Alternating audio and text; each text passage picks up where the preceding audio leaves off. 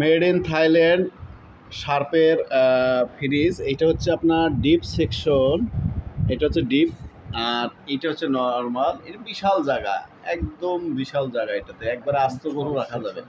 আর এই যে সাইডের ডোরগুলো দেখাচ্ছি, এই যে সাইডের ডোর, নো ফর ফ্রিজ, এই যে সাইডের ডোর, এই যে হচ্ছে ডিপের।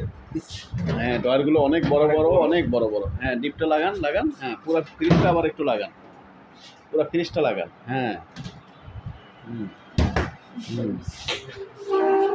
এই যে ফ্রিজের আউটলুকিং গুড, শার্প, এবং ইনভার্টার।